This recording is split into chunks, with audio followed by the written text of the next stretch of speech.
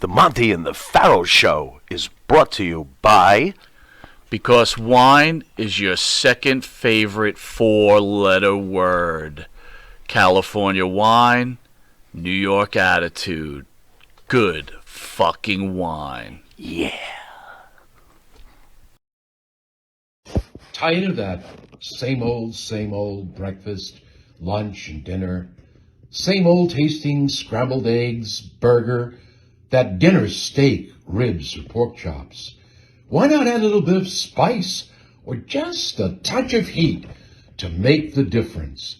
Change that scrambled egg with a little bit of Johnny Fabulous's John Cena Sr.'s $1 Million Jalapeno Hot Sauce. Great on burgers, steaks, chops, and those barbecued ribs. So it's clear, incredible build, still keeping yourself in great shape. Did you feel it was necessary? Well, first of all, I'm going to make an assumption here, and feel free to correct me. I'm assuming at some point in your life you used some PEDs to get the build that you have to a certain level. Did you feel it was necessary to do that to make it in the sport of pro wrestling? I think so. I think anything under a doctor's guise, if you were to prescribe something, there you go.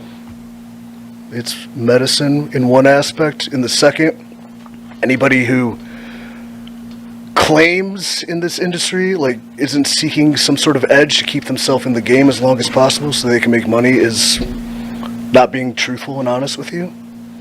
But to do your business, to compete at the highest level, you have to train body, mind, soul, be physically adaptive to anything, to be able to live on the road, to stay injury free, because if you're injured you can't make money. Is it a necessity? Nothing's necessary. Sure. But at the same time, what keeps you in the game for as long as you can at a high level, who's to say?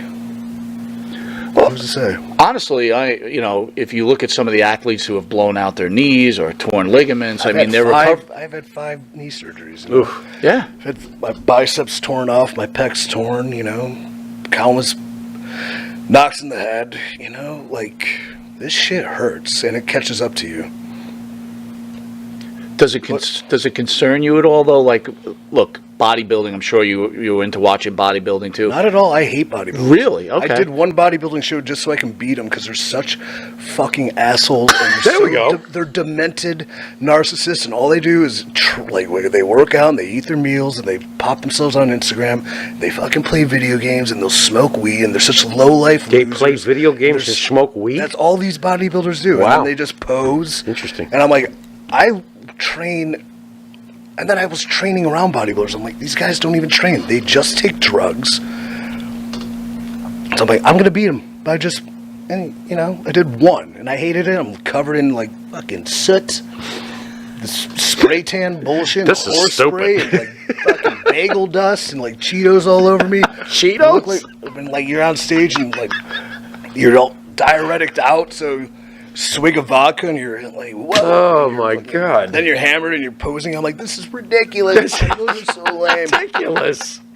Good then, stuff. I beat a bunch of them because, I don't know, I'm a psychopath and competitive. But, so I didn't really get in. I respect it, especially at a high level, and seeing, like, what true conditioning and dedication is to some. But, like, a lot of them, yeah, it's bought and it's easy and it's just, like, PEDs in a bottle.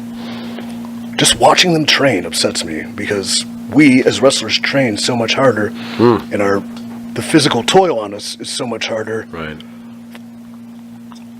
Yeah. So yeah, yes and no. No, I got it. Well, speaking of physical, to me, you've always had the mic skills. You're obviously solid in the ring. Fuck Dave Meltzer. Does it confuse you how some of these smaller guys like Adam Cole, or let's say a guy who doesn't even take his hands out of his pockets, Orange Cassidy in AEW, does it confuse you when you see these guys getting like these pushes? No, because, I mean, they resonate with a vocal minority of fans. So what's over is over at the end of the day, or? I guess, is it over enough to attract, the multi-million people audience, or are they kind of tuning out? Dave Meltzer said I was a bad worker. He gave me a 5. Oh, no, when you mentioned before about star ratings, I just assumed you meant No. the guy Meltzer, who everybody seems to, like, hinge on everything he anybody thinks. could say whatever they want about me. Kurt Angle fucking put me over. That's all that matters, really. At the end of the I day, couldn't give one shit what I anyone wouldn't. else says. I wouldn't You know give a what I mean? shit either if Kurt Angle saying that to you. But like, when At you all. cater to one group, this group's going to resonate with people that they can resonate with because, they look like them, or they feel like them, or they have the same interests. Like they're interested in video games and kind of lethargy that plays into superhero fantasy that's not realistic. Yeah, go with it. It's cool. It sells T-shirts. It sells. Does it sell tickets? Sells T-shirts. It gets the views on the socials. But is it growing the audience? And I think there needs to be. Wrestling is a balance. It's Baskin Robbins. There's so many different flavors, and I think you got to pull from every one of them. So they work hard. They're absolutely entitled to their spot. If they're given it, they deserve it. But we also need variety, antagonism, protagonism, different things, because as a variety show, you need variety. Bryant, one of the fans out there,